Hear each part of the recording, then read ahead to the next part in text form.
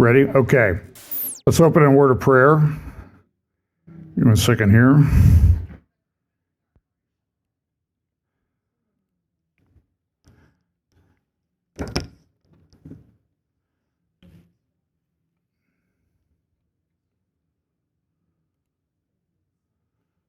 Okay, here we go. Let's open a word of prayer. Lord, thank you for this day. Pray you'll bless our time together today. In Jesus' name, amen.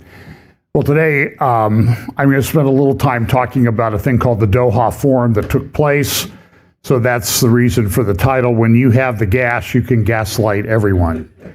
So, and I wish I was good enough with Photoshop to have created the graphic in the middle, the Trojan horse at the front of a Qatar jet. I think that's incredibly important, significant to what we are. So let me just give you a quick update on my schedule this week and some other things that you might want to join in on.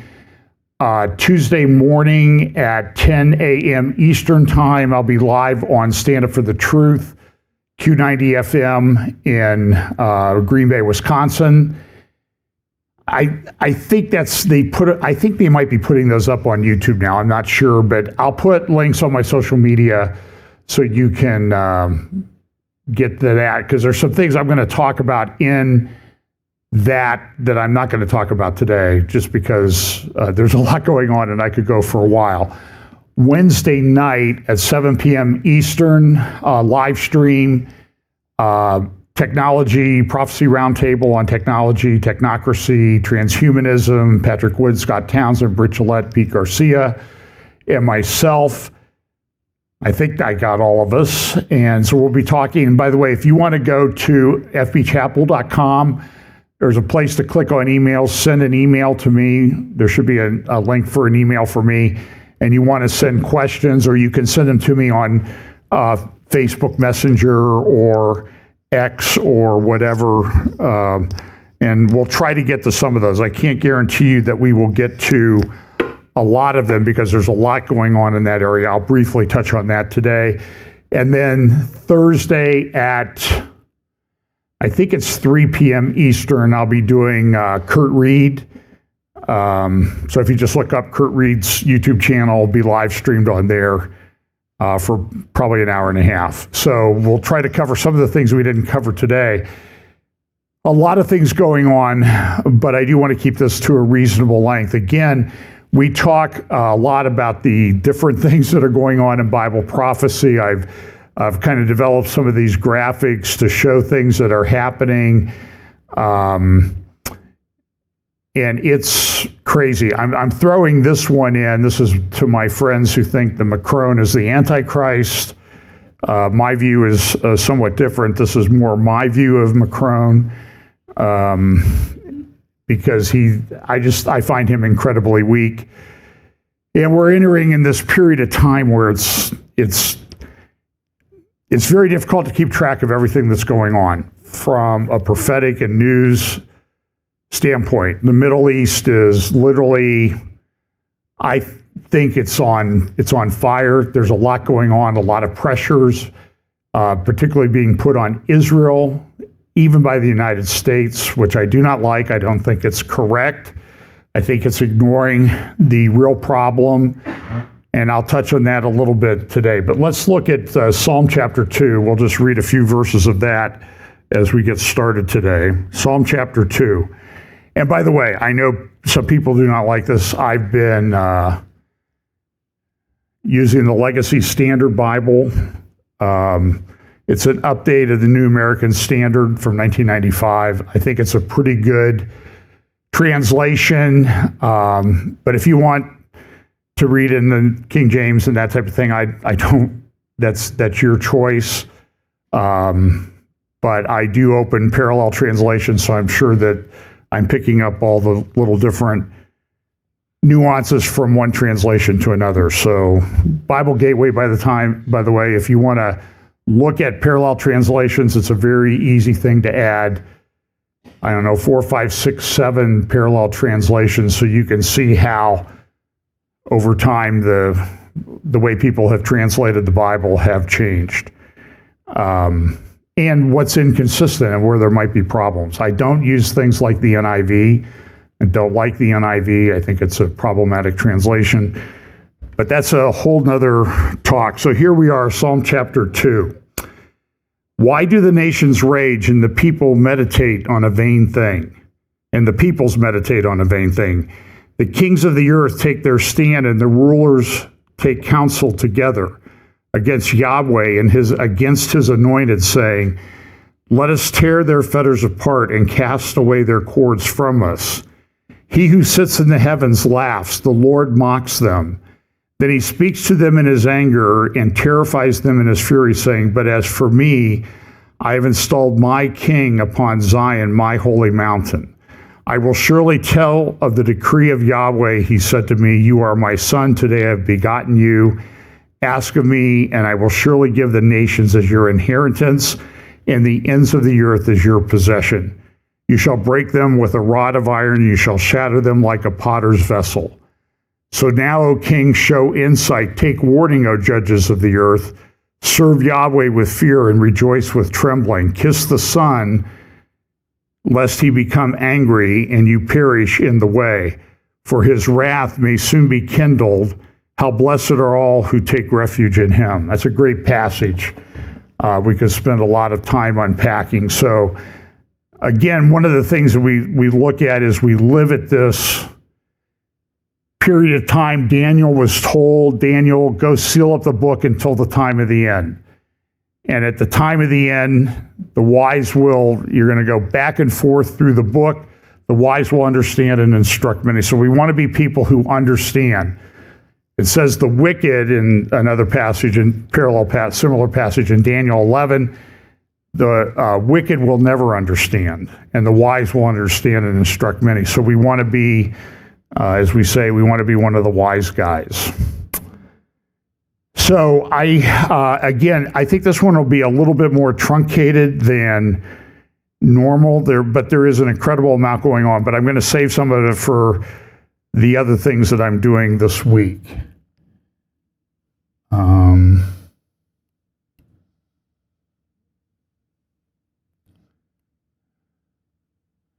I have so much from week to week, my slides get overlapping and I don't go back and delete them all like I should.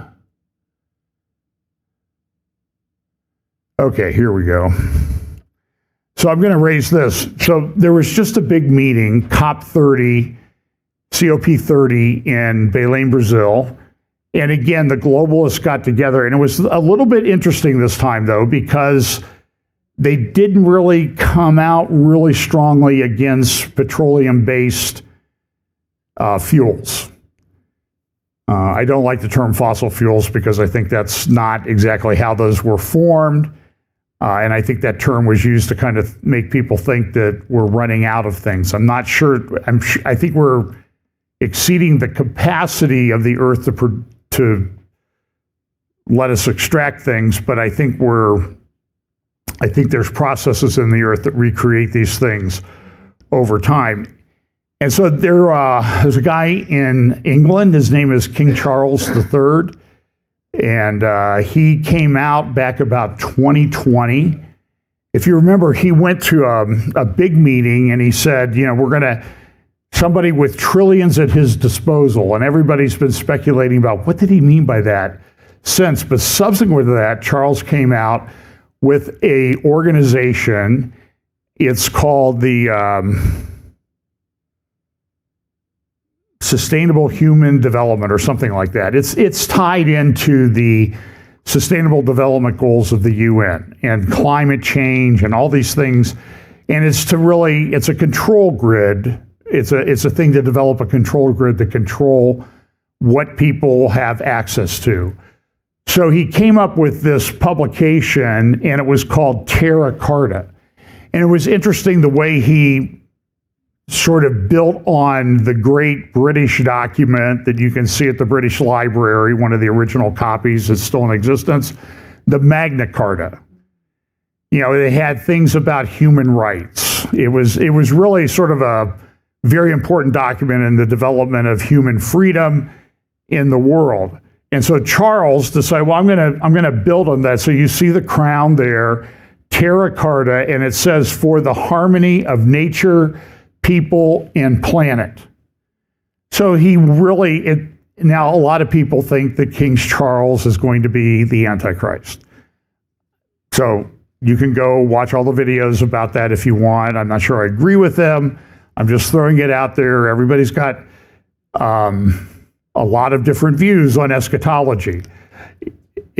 It's sort of humorous some weeks. I kind of look through different forums on Facebook that I belong to, and people will post, this is the way it's going to work out. And if you don't, I question your salvation if you don't agree with me.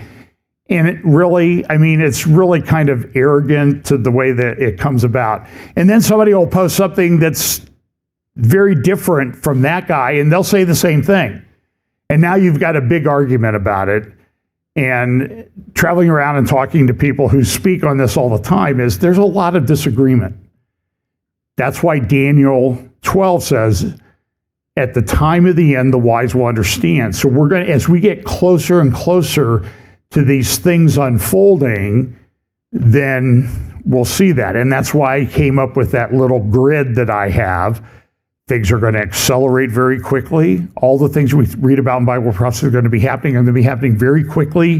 They're going to be unfolding quickly, and sometimes they're going to be a little different than we thought they were going to be.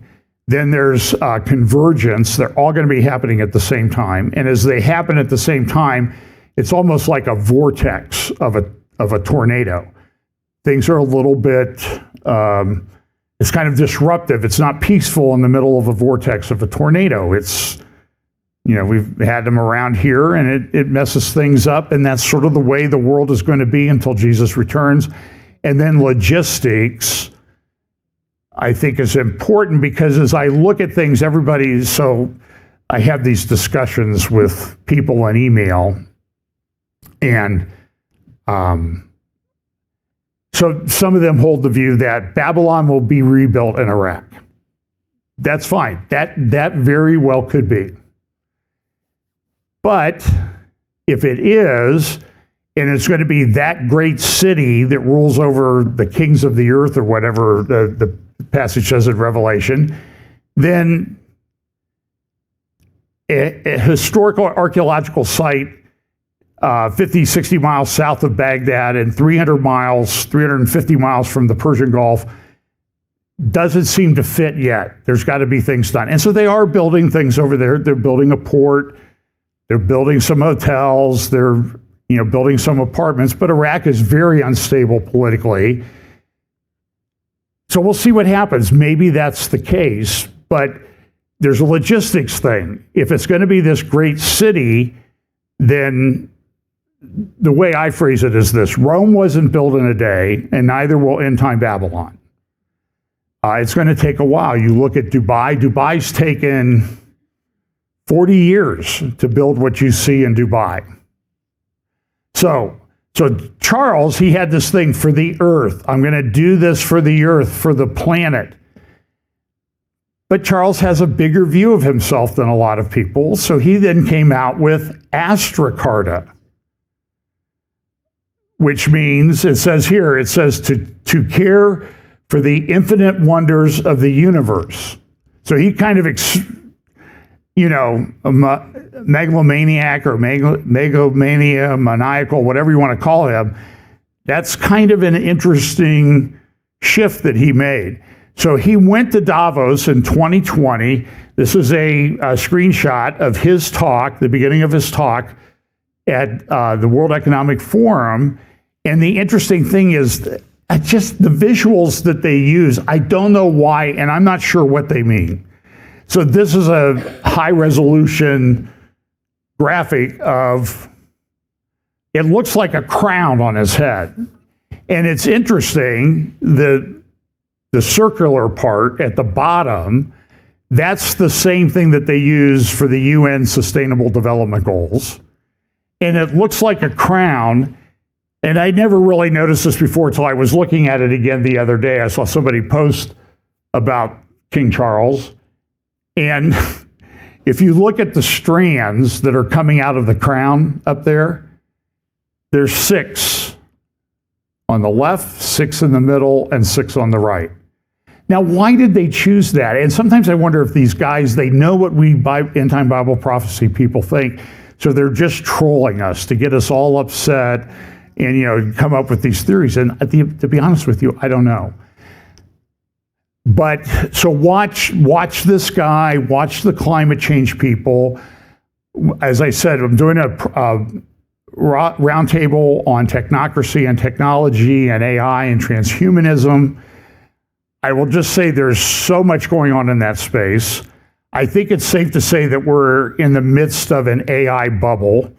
Everybody's investing in it.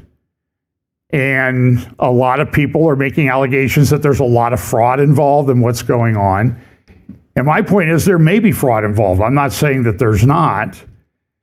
But if you're going to bring a case for fraud, securities fraud, you got to have damages.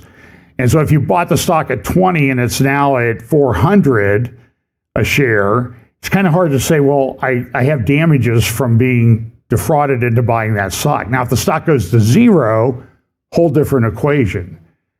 And that's going to take years and years and years to sort out if everything goes away. There's also tremendous pressure on electricity grids, power needs of these AI systems. I'll share a little bit about this on Wednesday in our roundtable, but I found a fascinating thing to compare. And we see them all over here, server farms. We had bad traffic going to church here a few weeks when I was in Israel, I guess. Because they're upgrading transformers and that type of thing, because all these server farms are building all over the place out here. And they have to have power. And if you live around here, we've had not so great or consistent power at times because the grid is overtaxed. So they're upgrading parts of the grid. Usually, the big service provider is American Electric Power. They will be on a 7-year cycle, or I'm sorry, a 10 and 20-year cycle to upgrade power plants, grid, that type of thing. But last year when Trump came into office, the message came to them was you can't be on a 5 or 10-year program. It's now 2 years. And I've heard this from people that are inside because you've got to upgrade quickly because all this stuff needs to come online. But when you look at the power needs, there's no way that this growth of AI could be sustained. Now, it could be sustained. Maybe the chips and data processing will become more efficient. That's happened throughout the history of computers. I know people that were doing computer programming back in the 50s, and they had like a big giant room for just a computer that is I would say millions of times less powerful than your iPhone or your Samsung or whatever kind of phone you have, let alone your computer. Remember when I was in graduate school, I had to do those punch cards. You remember those? And then you'd take it in, and then they would run it overnight, and then you'd go get it in the morning, and you'd find one punch card had a mistake in it, so now you have to rerun the whole thing. Then you got to find the punch card out of 400, which is bad. And that's the way computers went when I was in graduate school, let alone there wasn't even anything like that in high school. I remember in college. So I'm a freshman in 1972. At my college, they had 4 calculators, electronic calculators. And you remember you bought your first one, like that Texas Instruments thing you used to have. It was like a small brick. So things changed and things become more efficient. My prior MacBook, I would get an hour and a half off when it wasn't plugged in before the battery died. That was an Intel chip. This one has the new silicon chip from Apple. I can fly all the way to Israel and still have battery power left over when I get to Israel and use it most of the way. So And so that may happen with these AI chips. Therefore, the needs or the way they tax, the way they impose themselves on the power grids and have such a high demand on the power grids may actually lessen over time. So, but that's kind of an interesting thing. And the costs of this are enormous. And so now Elon Musk and Sam Altman at OpenAI are talking about putting these data farms in space. And Elon's a very visionary guy. He's got the robots coming out. He's got server farms in space. Oh, by the way, I have a rocket company that we can put all the stuff up there. Reusable rockets will drive the cost down. Oh, well, how do we get the data back? Well, I just happen to have a thing of satellites called Starlink. He's been very visionary in the way he does this. And he's been making a lot of comments, too. I've been talking about this for 7 years at least. The demographics of the world. Populations are collapsing everywhere. People are not replacing themselves. And The Economist had a little art, they had a webinar last week or 2 weeks ago on this. And they said that, if you go out like 10 generations, there's like 80 million people in the world. If the birth rate continues at the way it is. In places in China, there you have to have 2.1 fertility rate to stay even. That's to stay even. In China, in their major cities, people move into cities, they're crammed into space, they don't have kids. Birth rate in a lot of major Chinese cities now is 0.2. You need 2.1, 0.2. That means in 2 generations, half of China is gone. Nobody killed them off, they're just gone. They don't exist because nobody had the kid. There's also, it's weird how all of a sudden I've been getting all this stuff from a guy named, I think his name is Scott Galloway. Have you seen this guy? He's on CNN, he was on Bill Maher the other night. And he's talking about the problem we have with young males in America. And he said young males are being driven to isolate. The number that he gave, I believe, go find, I think it was on Bill Maher or CNN with Anderson Cooper. Like 40% of young white males have never asked a female out on a date in person.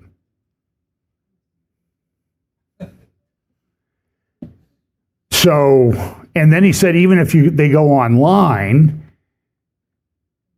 they have to go through like 1,000 or 2,000 to find somebody who will have a cup of coffee with them. Because let's be honest, guys have lower standards. So, if a lady meets 75% of what you want, that's gold. 80%, 80-90% of the guys, that's fine. Females, if the guy is 75% of what you want, it's like 10 or 20% of females will make the effort to make that guy into the one they want anyway. But, they won't even, 80% of them won't even start.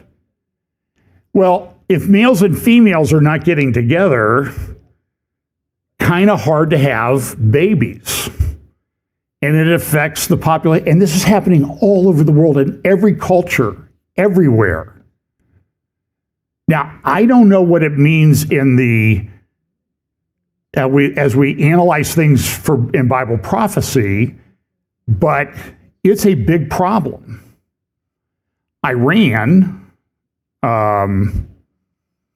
has a major problem. 10 years ago, they were publishing in their own government-sponsored newspapers that the female fertility rate had collapsed more quickly in terms of a percentage in Iran than any culture in human history. And now they're running, I might have a couple slides here at the end, they're running out of water. Kind of hard to sustain a society, a culture with water.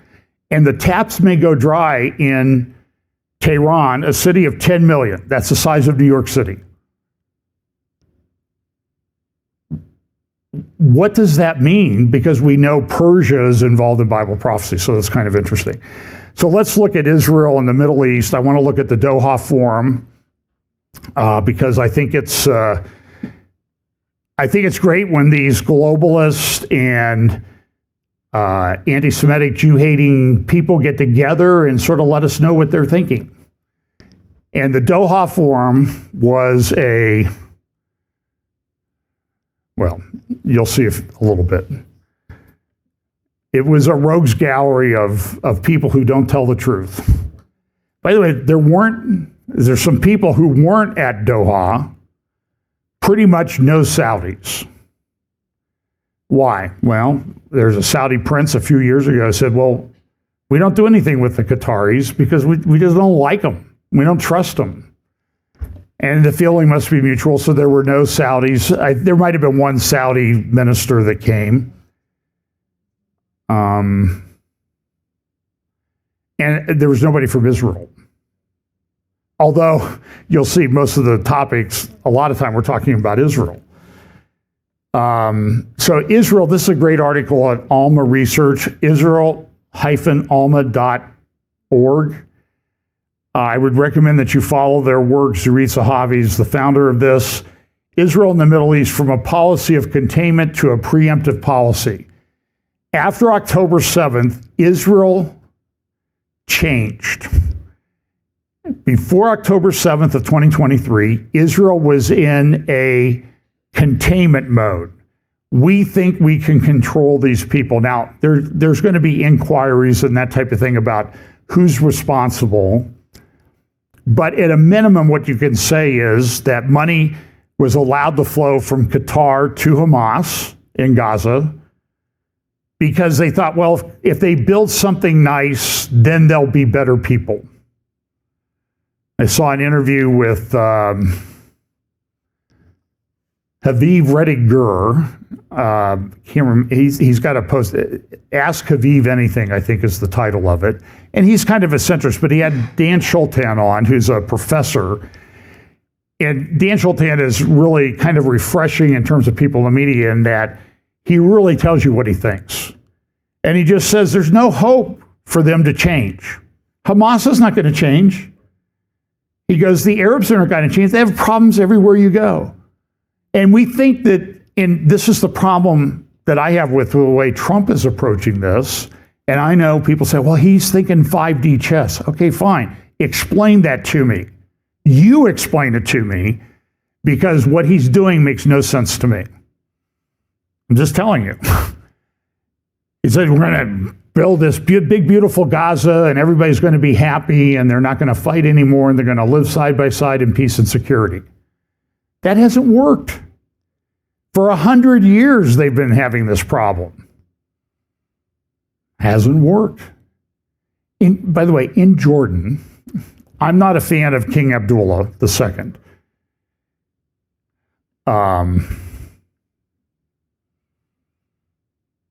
Well, I don't trust him. But he has a problem. I'll acknowledge he has a big problem in his country. 80% of his country is Palestinian Arabs. By the way, for the most part, they have less rights in Jordan than they do in Israel, even in the areas that you would say are occupied areas. Why is that? Because the Jordanian government, which the family came from Saudi Arabia, they were given this as sort of a consolation prize when the Ottoman Empire fell apart and the Saudis took over. They were given Jordan and Iraq. Iraq didn't go very well. They got a revolution there. And so he's trying to manage this problem. Another example would be Libya. Libya could be Qatar. It could be the United Arab Emirates. It could be Dubai. It could be Abu Dhabi. They have tremendous oil wealth, and they're right across the Mediterranean from Europe. They have like a ready market there, a couple pipelines, some ships, everything. They're golden. But how long ago was Gaddafi killed? When was that? That was back during the Obama administration, right? Hillary Clinton was secretary. So it's been at least 15 years. And how's Libya doing?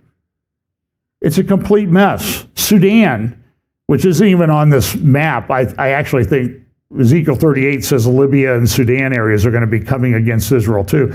Sudan has a lot of oil wealth. It's a complete mess. They have ports on the Red Sea. And Professor Schultan says that's because of their culture. You have to change the culture. And so when I was in Israel, there were talks about, and I heard people say this, we just need to change the textbooks in the schools and everything will be okay. Because the textbooks are awful. Now, Saudi Arabia has started that process, but anybody who knows anything about that is you're like 5 or 6 generations. If everything goes exactly right, you're 100 or more years from changing people's attitudes. And it's always great to say, we're going to do this and we'll see the results in 100 years when I'm going to be dead anyway, so I don't have to worry about it. It's just like the climate change thing. The world's going to end in 75. It's always like just beyond your lifetime, everything's going to fall apart. So, great article here. So, until October 7th, for a period of more than 2 decades, Israel pursued a policy of containment in the face of threats.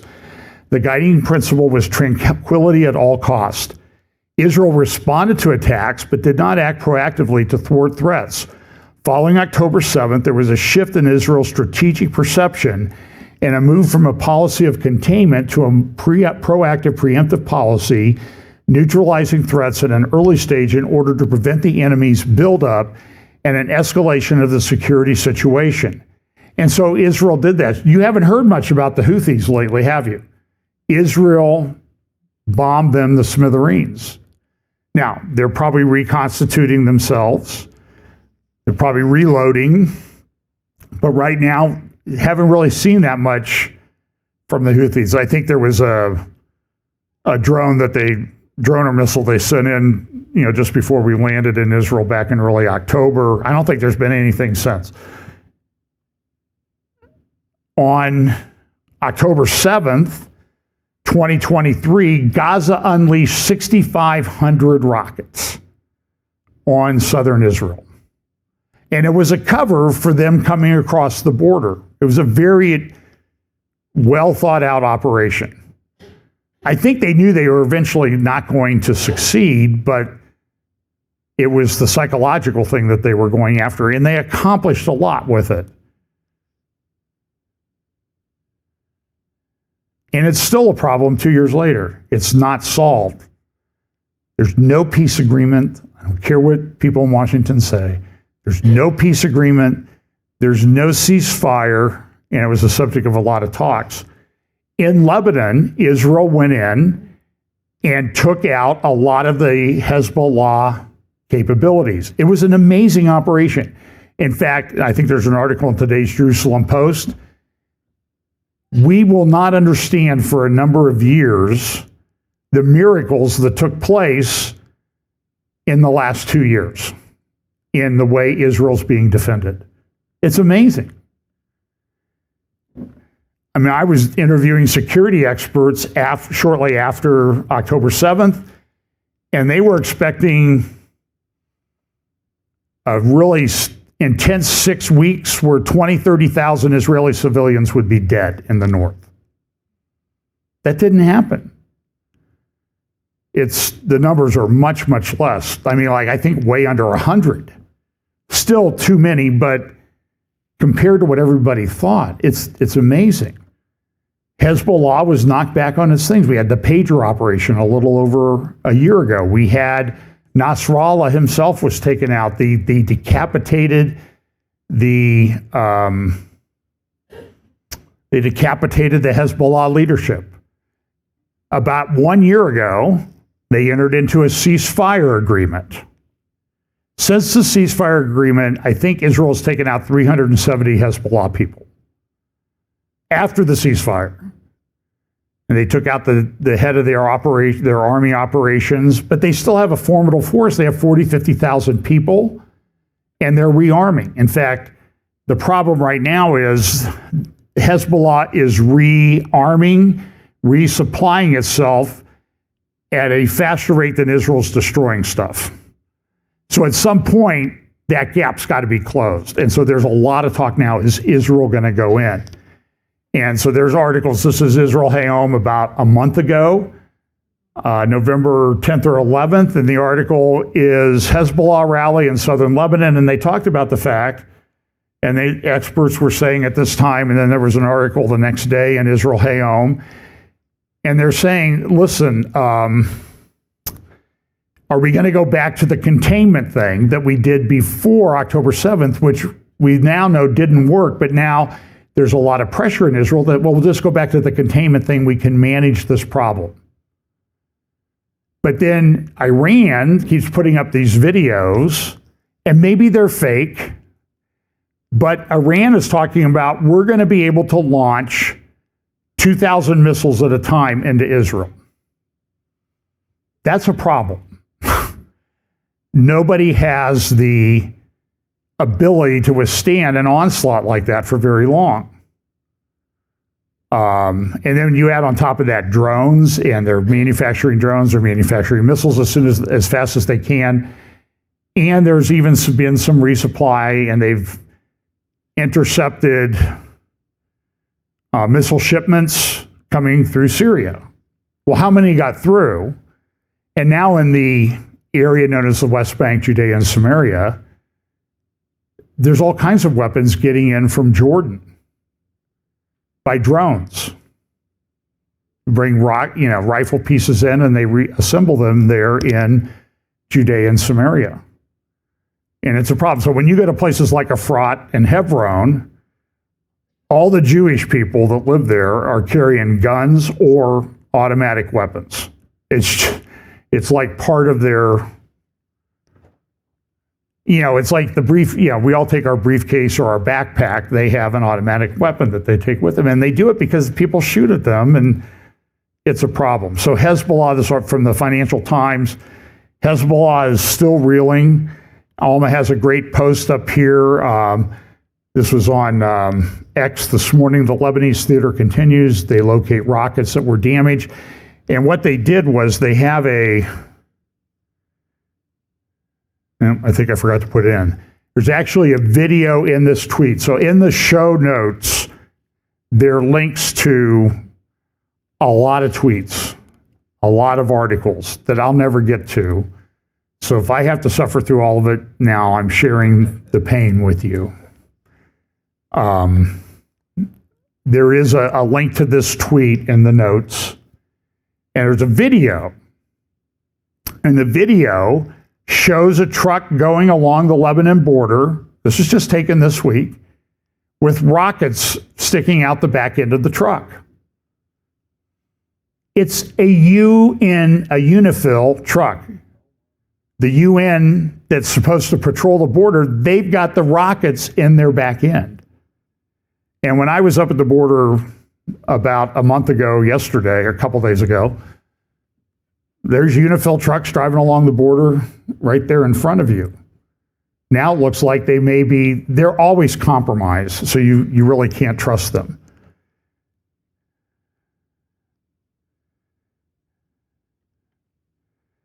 So the question is, what's going to happen?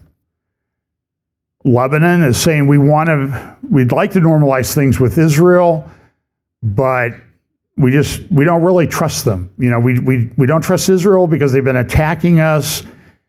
But the Lebanese government has said, look, Israel, this was part of the ceasefire agreement a year ago, we're going to help disarm Hezbollah. And Hezbollah says, no, you're not.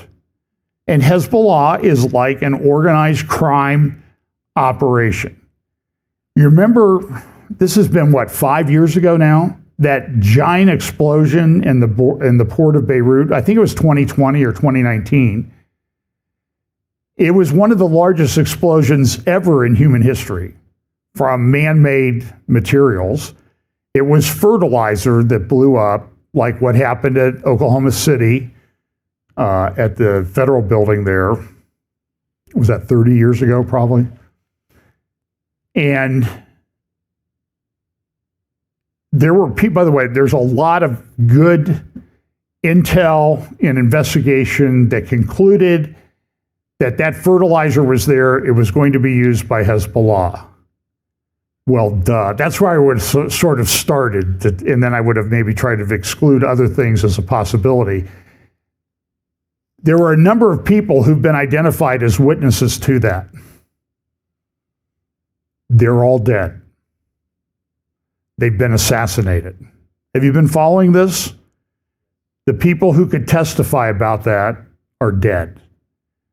That's very much an organized crime thing. It sounds like the Lower East Side of Manhattan or the Godfather movie.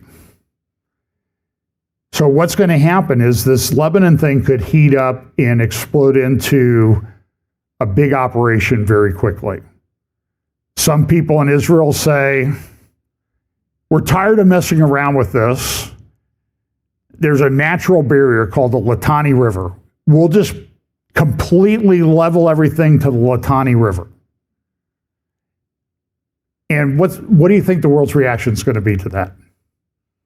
Because they haven't come across the border and killed people in their homes and apartments like they did down along the Gaza border. And so Israel may have to do in this situation what they didn't do with respect to Gaza back before October 7th, 2023. They were doing a containment, and they didn't try to do a preemptive thing. And if Israel had done a preemptive thing on October 6th, they went in and just started leveling Gaza, what would the world reaction be to Israel? Because even though they had this horrific attack on October 7th, Israel responded, and Israel's the problem. Nobody looks at the culture that's there in Gaza. So we had this Doha forum. This is the waterfront in Doha, and some of the people that are coming. Big conference. 246 speakers. The last time I checked, the last time I got a number, I joked with somebody. I said that's like almost as many as Prophecy Watchers has. They only have like 35, but that's so these are prior Doha forums that have taken place, and you can see it's all these world leaders. So I found this graphic. I wish I could take credit for it. I did enhance it a little bit. The one on the left is just a perfect graphic of what is it. It gives you all the information you need to know about Qatar. Qatar is a Trojan horse. So this gift of a plane that they made to the United States is a Trojan horse. I don't understand it. I would have said, no thanks. We'll buy our own plane. Because how much money are you going to have to spend sweeping it for bugs and listening devices and that type of thing? And then, of course, we have Erdogan on the right. That's my Qatari chess piece. You got the gas pump, the gas drilling thing on platform on the top. That's a Qatari flag wrapped around a skyscraper in Doha. And what you need to understand is that there's a synergy going on. Qatar is Muslim Brotherhood. Turkey is Muslim Brotherhood. Qatar is the money. Turkey is they have the people. So Turkey has about 90 million people maybe? They have the largest army in NATO, largest military in NATO outside of the United States. It's a formidable military force. They are developing drones and technology my feed is full of things that Turkey's developing. This is going to be a very big problem very quickly. And now Erdogan is up for re-election, I think this next year. And now all of a sudden my feed, I follow Erdogan and some other people in Turkey, like the foreign minister, on my X feed. Now I'm getting all these videos, and they're propaganda pieces. They're election ads for Bilal Erdogan, the son of Erdogan. He's being groomed to take his father's place. And he's all over the place. So I'm going to be doing some interviews with people about that coming up. But here's a list of the content partners at the Doha Forum. Look at some of these. Here is one. Here in the upper right-hand corner, you have the Gates Foundation. And when you click on that, you go to the Gates Foundation website, and what do you see? That wheel of the Sustainable Development Goals. And Bill Gates was one of the speakers. You have over here on the left, you have the Atlantic Council. That's a left-leaning, globalist-type think tank organization. They should put some good stuff out. You have Chatham House, which is a left-wing think tank out of the UK. You have Middle East Institute, World Economic Forum. There's the Middle East Institute. What I should do is I should zoom in on this. Here we go. Okay, Anatolia, that's a Turkish think tank. You have some others down here. Yeah.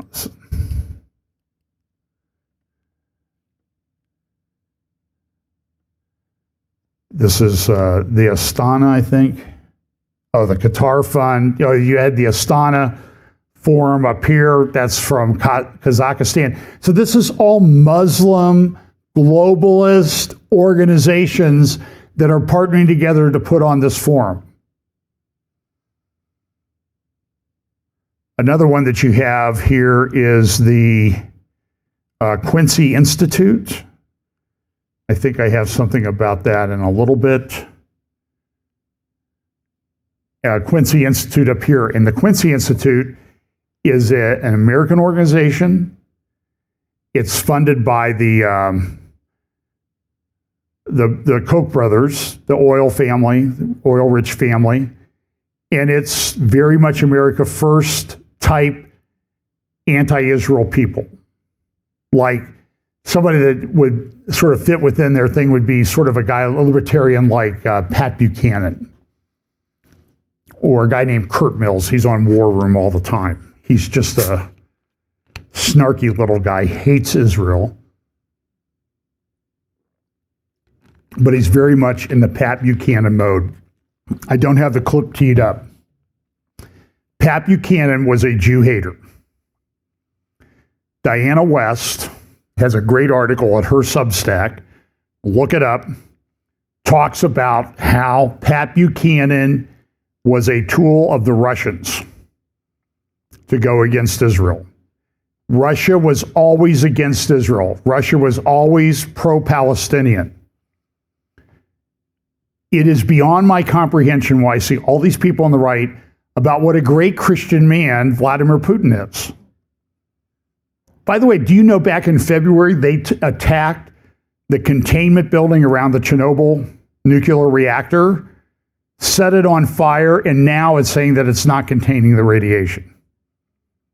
There's also a book out, or a video out. Let me see.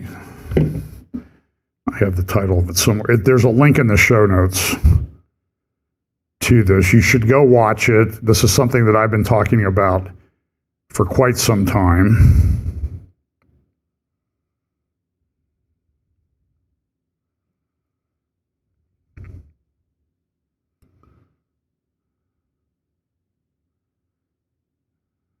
Well, I thought I had a link to it. I'll find it here in just a second. So give me 1 second here, because it's a video about what's happening to the churches, the attacks on churches in Russia. It's a new documentary. It just came out. It's called A Faith Under Siege. How Russia's war on Christians in Ukraine. And it's very true. And I know I get a lot of hate mail for it. Fine. Go get your own facts, folks. I've researched this. I've talked to people in Ukraine. I know what's going on. So this is the thing. And then they have, here's the Quincy Institute page. And Pat Buchanan did the bidding of the Russians on this. And by the way, there's a video out there. It's from C-SPAN back in the late 90s. Got this guy on there, bow tie, suit, and he's going after Patrick Buchanan and how Patrick Buchanan is a Jew hater and anti-Semitic because of the way he approaches things. It's a video of Tucker Carlson. My, how things have changed. So here's some other partners. You have the Clinton Global Initiative. Then you have the media people. You have Al Jazeera. That's Qatar funded. That's propaganda channel. CNN, foreign policy. TRT is Turkish. AA is also Turkish.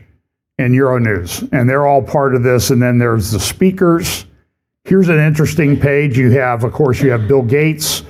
You have the Prime Minister, Foreign Minister of Qatar. You have the EU Foreign Minister, High Representative for Foreign Affairs.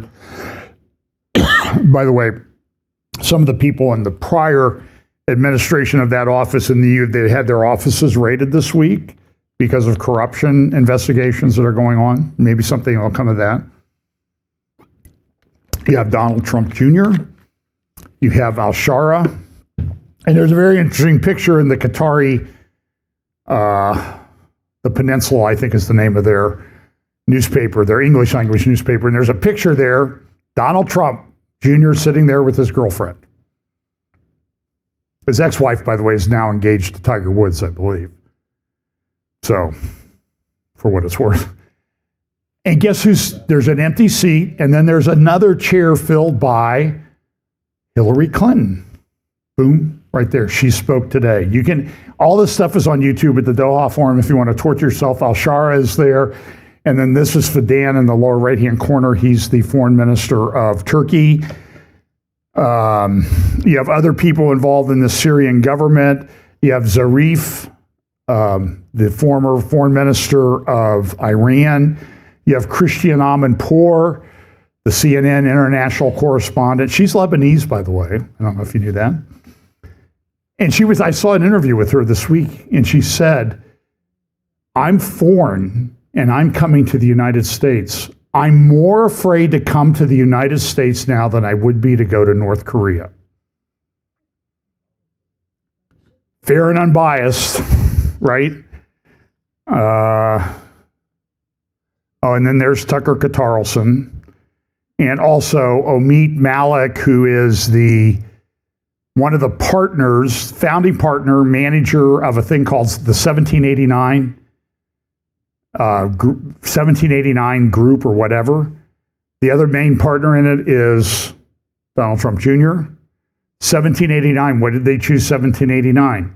1789, March 4th, 1789 was when George Washington was sworn in as the first president of the United States. March 4th, 1789. And so when you go to the 1789 website, they're like renewing American exceptionalism for the next century or whatever is the way they advertise it. But I just don't like the way they're going about it. That's because they're compromising on things, and I don't think they should be. It's interesting that the Doha Forum coincided with the release this week of the new national security strategy just released this week. It's different in the past. It says we're going to restore America. We've been drug into foreign wars that we shouldn't have been in. And because the narrative is Israel's controlling everything, Israel's dragging us into all these foreign wars. Even though Israel says, don't go into Iraq, don't go into Iraq. Then we go into Iraq, and then they say, well, see, Israel drug us into Iraq. Because they warned us not to. That was their way of controlling us, I guess. I don't know. It doesn't make any sense. But it talks about restoring everything. But there's also in there, they're looking at demographics. They're looking at immigration into Europe. And things are changing in Europe. And so there's this statement in there that European civilization as we know it won't exist in 20 years unless things are dramatically changed. Things are not going to change. It's only going to get worse. There's hope that they'll get all this peace in Syria and all the Syrian refugees will go back to Syria. I think Turkey hopes that because it's a big drag.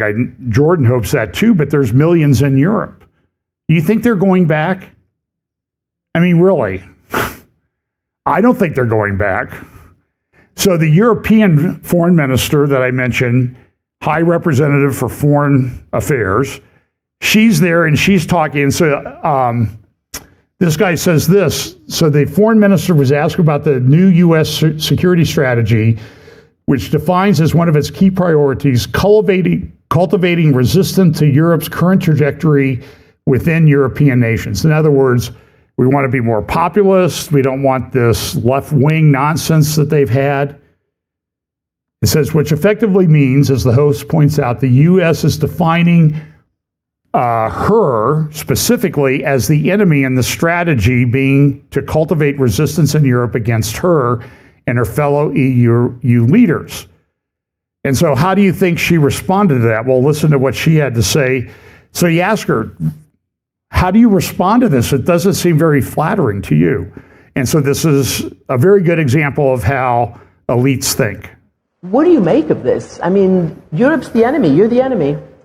No, I didn't read it like this. I actually read the European part. I haven't read the rest of it. Of course, there's a lot of criticism, but I think some of it is also true. If you look at Europe, it has been underestimating its own power towards Russia, for example. I mean, we should be more self-confident. That's for sure. And U.S. is still our biggest ally. And there, I read it as well that we are still the biggest ally, and it's in the interest of the United States as well that Europe lasts, and that we are really still the ally and working together for these things. I think we haven't always seen eye to eye on different topics, but I think the overall principle is still there. We are the biggest allies, and we should stick together. So to me, that sounds like somebody who's kind of clueless if you read that report. And I think this guy in his tweet at the last line, he makes a very good observation. Quite literally, she's getting spat at in her face and calling it rain. The conditioning runs that deep. That's a great line. I'm going to have to put that in my lines I want to use in the future. Eitan Fischberger, pro-Israel guy, says, amid all the talk of BRICS and climate change and that sort of thing, equity, one theme dominated the Doha Forum on the first day: Israel and Gaza. I ran the transcripts of all 8 hours through AI analysis and found that Israel was mentioned 156 times, while the words Gaza and Palestinian were mentioned a whopping 288. That's not accidental. Qatar is using Israel as a distraction, a shiny object to bash so its globalist Islamist agenda stays safely out of focus. That is 100% spot on. Al-Shara spoke. Listen to what he said. He's the self-proclaimed president. We'll get around to a constitution in 5 years. So this is the 1-year anniversary tomorrow of the fall of the Assad regime. So in 4 years, they're going to have a constitution, assuming he's still around. And he said, listen, that terrorism is often politicized, and the real terror is the killing of innocents, from Gaza's alleged 60,000 victims to the millions displaced in Syria and the countless civilians lost in Iraq and Afghanistan. So who has he defined as terrorist? Israel and the United States. little Satan, great Satan. And in fact, he stood there at that, or in that interview and said, in the revolution in Syria, we never killed an innocent person, a civilian. And his people are going through Sweda and Druze and Christian areas and killing people now. Once a jihadi, always jihadi.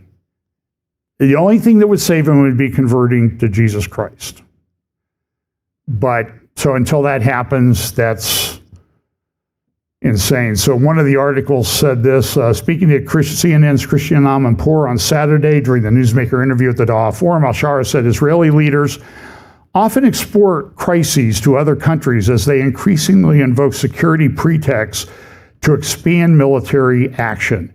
They justify everything using their security concerns, and they take October 7 and extrapolate it to everything that's happening around them. Israel has become a country that is in a fight against ghosts. In other words, things that are not real. And then he says, Israel's attacked us. And if you go up there to the Golan border, you stand there along the border fence, and you look into Syria, Damascus is 35 miles away. It's very close. Beirut is 50 miles away. It's all very close, and Israel has security interests. And they don't want to have happen up there what happened down in Gaza. And I'm just telling you, I've been to Gaza twice in the last 6 weeks. I'm telling you, it has a tremendous impact on how you view things to go there and see what happened, the results of what happened on October 7th. So that's al-Shara. This lady I've been following now, her Twitter handle is Defiantly Free. She goes by the name Insurrection Barbie. I love that name. Maybe I should adopt Insurrection Ken or something like that for mine. Tucker Carlson is speaking at a conference in Doha, sponsored in part by the Atlantic Council, who stand for the exact opposite of America First, as he does podcast after podcast telling his audience this country is captured by Israel, and every person in the conservative movement who's actually fighting for America First is your enemy. I have a hard time trying to grasp the amount of cognitive dissonance it would require to listen to somebody like that and actually believe a word that they may say. Yeah, and I edited that on the fly.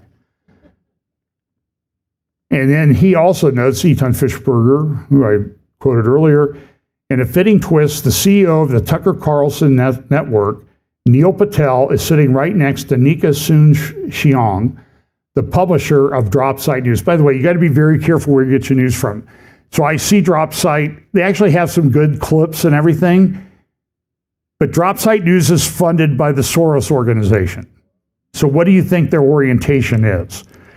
So Tucker had an interview with the Prime Minister, Foreign Minister, I think he does both, Prime Minister, Foreign Minister of Qatar. And he made this, I'll play the clip here in just a second. No American president has ever sided with an Arab state over Israel until Donald Trump forced Bibi to apologize to Qatar. And here's how that situation went. So I got to forward this.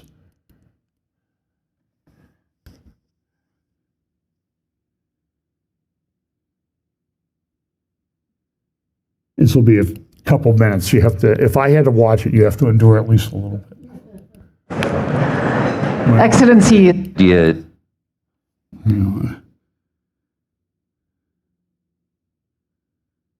Okay, so you're going to talk about the Israeli attack on Qatar. In its engagement with the United States for the last 20 years or 30 years, Qatar has never went to the United States and, encouraging them to bomb this country or to support this group or to that group. We've been always in our dialogues with the United States about how we de-escalate the region, how we bring peace to the region, and this peace cannot happen without an engagement with everyone in the region.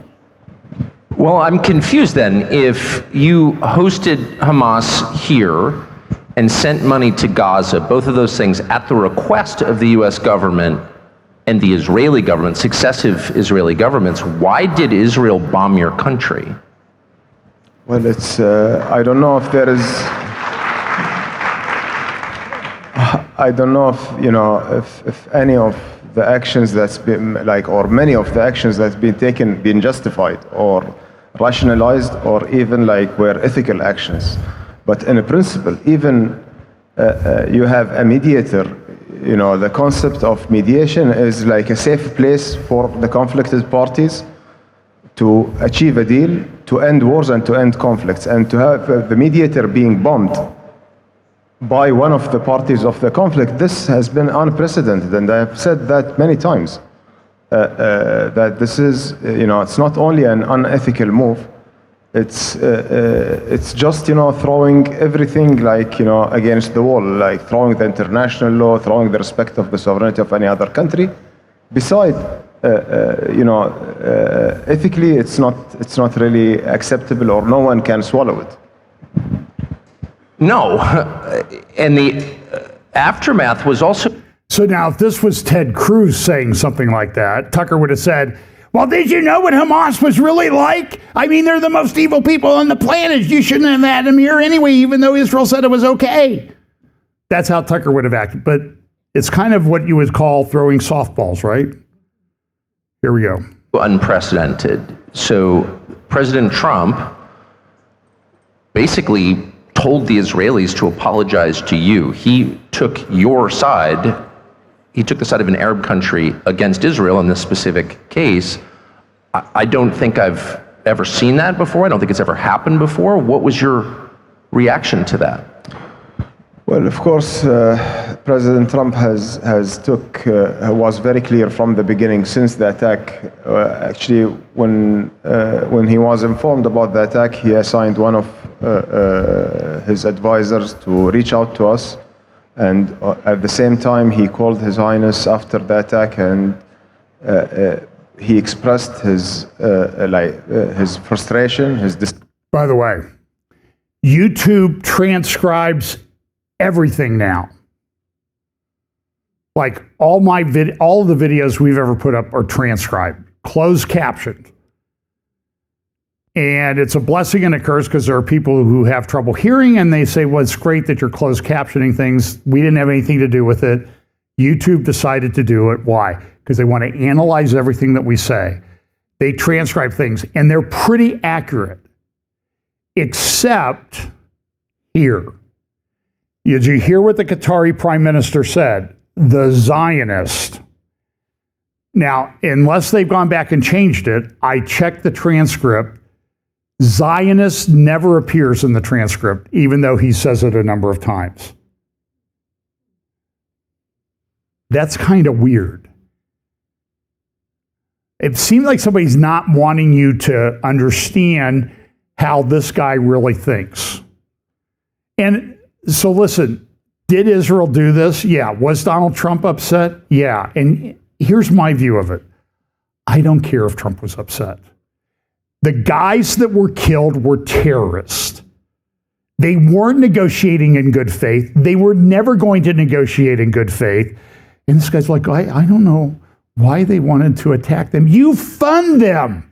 You know exactly what you're about. This guy is lying through his teeth. And Tucker is going along with it. Understand that. This is evil right in front of you. I think I'm fairly confident in saying that. So that's Ryan Morrow. I'm going to try to get an interview with him because he's very good on Islamism and Russia and that type of thing. He tweeted this today: stop making decisions about Russia based on today. Think about the radicalized Russia of tomorrow. Make decisions based on what we will face next. Tsarist and Eurasianist Russia is going to become a lot worse. I edited that one on the fly too. There is I guess I didn't copy that. In Mariupol, Ukraine, when it fell last year, the Russian contingent were Islamists from Chechnya. Mariupol means like Holy Mother, city of the Holy Mother, Mary.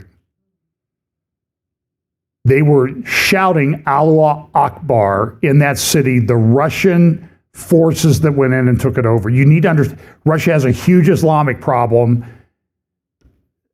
This is, I don't know, I don't understand the people on the right in America that give Putin a pass on all this stuff. It's beyond my comprehension. So here's Haviv Rediger talking about possible normalization with Saudi Arabia. He's a centrist in Israeli politics. They're going to have an election this year, and you're going to see all kinds of polling, and it's all over the place. So I think Haviv is probably not a fan of Prime Minister Netanyahu, but he's a good thinker, and I enjoy listening to him. So here he's talking about normalization. This is just a short from one of his recent interviews. On the one hand, the F-35 is a game changer. What Israel is able to do in the skies over Iran, the fact that no Iranian Air Force really exists that could even meet the Israelis. The F-35 gave those capabilities. And Israel also soups up its F-35s. They can do things American F-35s can't, but they are a game changer. When the Israelis maneuver around the Middle East, the only people who can see them, if they want to be stealth, are CENTCOM, or the Americans. If the Saudis get those capabilities, the Saudis can now possibly see Israeli movements. Saudi Arabia's F-35s will also be 15 minutes flight from Israeli territory. On the other hand, Saudi Arabia does not, at this moment, does not have the kind of competent military that can actually make good use of these kinds of weapon systems. It has a tradition of buying vast American, complicated, sophisticated, modern American weapon systems, but then not actually having the human capital side of the military, the training side, the skill to actually deploy them effectively. And you saw that in the Yemen war. Saudi Arabia is a very vulnerable state. It's one of the reasons it is so close to Israel. It wants to be so close to America. So I think that the F-35 purchase should be seen a little bit as a prestige question. It looks very formidable. By the way, Iran has spent 30 years building up things that look formidable, and when the rubber hit the road, turned out to just Israel could cut through those systems like a hot knife through butter. The biggest thing the Saudis want for that purchase is to be useful to America. Mohammed bin Salman visited the White House just now. He talked about $1 trillion investment in the American economy, and President Trump patted him on the shoulder multiple times. It's about holding America close. That's Saudi Arabia's real defense doctrine. The Saudis want to push back on Muslim Brotherhood radicalism in the region. It's a version of Islam that they believe threatens their regime. Partly, they want an Abraham Accords for that reason. But one of the big things that the Abraham Accords was supposed to give them, it's essentially there's a buyer's market. The Saudis have a lot of leverage over Israel because the Israelis are kind of pathetically eager to have that alliance. It means a lot to Israel. And it reshapes how Israel understands itself in the region. And so because the Israelis are eager to collaborate and participate and want to use Saudi airspace to deal with Iran and Yemen, any crumb the Saudis throw the Israelis in terms of an alliance, the Israelis will accept eagerly, gratefully. The Saudis basically right now have a major military and intelligence alliance with Israel. It's just not public, but everybody knows about it. The Abraham Accords, normalization, putting it all on the table, the main benefit for Saudi was that through Israel, it would open doors in Washington. Israel is now in a much more tenuous position in Washington. So MBS comes to Washington, develops a track with Trump that doesn't need Israel in the room. America, I think, still wants to build in the Middle East a Saudi-Israeli alliance that stabilizes, that is pro-American, that isn't jihadi, that is able to push back on multiple fronts. But Saudi doesn't need Israel for that quite as much anymore. I suspect that the Abraham Accords with Saudi Arabia is actually pushed off. It's pushed off by the Gaza war. I suspect that it is no longer quite as valuable to Saudi. Next week it could then be announced, and then I'll look silly. And this national security strategy that just came out that I mentioned earlier, that was released this week, one of the things it says near the end of it, it's about 30 pages long. You should get it and read it. It's kind of interesting. It talks about different regions of the world, China, and like China's the number one problem. And that may be true. I mean, there's a lot of problems in the world. There's a lot of wars, a lot of volatile areas. But it says we don't really have that much interest in the Middle East anymore. It used to be we were concerned about oil and oil supplies, and we've kind of taken care of that, so the Middle East isn't all that important anymore, which is not, in my view, a good thing, particularly in light of this meeting which took place in Tehran over the past about a week ago. You see there the foreign minister of Turkey, Fidan, who was with al-Jilani when he came to Washington in the Oval Office, and there he is with the president of Iran, Peshekin or whatever, however you say his name. And they're talking about trade alliance and that type of thing, and this is not a good sign, and this sounds a lot like the beginnings of an alliance that might be part of an Ezekiel 38, 39 thing. So that's a logistics thing. They're working on building that up. And they don't see eye to eye on Islamic doctrine. They see eye to eye on getting rid of Israel. And so but this is a big reservoir outside of Tehran, one of the main water supplies. This was in June of this year, and now this is what that lake looks like. That's just in, early July to November, so 4 months. And this is happening all over Iran. And then you have this guy, and I look at his social media and the things that he posts, and this is what he posts. That building is a common theme in all of the Islamic country posts. Al-Aqsa, the Dome of the Rock, it's not really Al-Aqsa, it's the Dome of the Rock. It's not even a mosque, really. But that sort of drives everything. That drove the massacre in 1929 in Hebron. That drives the 2007 invasion of Gaza, the Al-Aqsa flood, as they call it. It's a big thing. And then I'll close with this. General Assembly this week, whenever they think they're sort of getting out of the news and people are forgetting about them, they got to come up with another anti-Israel resolution, and this was one on Israel needs to get out of the Golan Heights. Deeply concerned that the Syrian Golan, occupied since 1967, has been under continued Israeli military occupation. I was up there twice since the beginning of October. It is a peaceful, beautiful place. But the UN, can't have that. Can't have people living in peace, right? It's crazy. And so they want them to, Israel needs to get out and stop putting people there and giving them passports and that type of thing. I think I mentioned this. We went to El Rom, which is a Druze, it's almost like a kibbutz. It's a village. And we had one of the mothers from Majal Shams, one of the children that was killed in the Hezbollah rocket attack on the soccer field of Majal Shams, which is a few miles away. And she talked about her little 11-year-old daughter and her 12-year-old male friend that were killed by the rocket. It was one of the most moving, emotional talks I've ever heard in my life. Israel in control of that area is to prevent that from happening. That was a horrible tragedy. And that village, you think of that 12 young children, I think between 9 and 17 killed. And what's the impact on those families? That's a couple generations that's never, ever going to be forgotten. It's an incredible thing. So look, pray for the peace of Jerusalem. A lot to talk about. Stand Up for the Truth, 10 a.m. Eastern on Tuesday. I'll post links on my social media. Wednesday night, Prophecy Roundtable on technocracy, technology. And then Kurt Reed at, I think, 3 p.m. on Thursday on his YouTube channel. So we'll talk about some of the things we didn't get to, and there's a bunch. I guess I should have looked at mine. I always write these notes and then I forget to look at them. Yeah, a lot of it's on, Ben Rhodes in the New York Times. The storyteller that was foreign affairs advisor to Barack Obama, wrote a big op-ed. It's in the New York Times this morning. I don't know what planet these people live on. It's not the one I occupy, that's for sure. Okay, anyway, let's pray.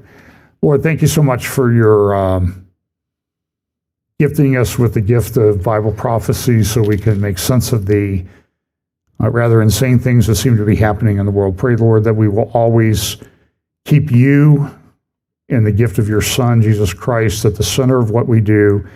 Give us opportunities to share the gospel with those around us. Bless us this week in Jesus' name. Amen.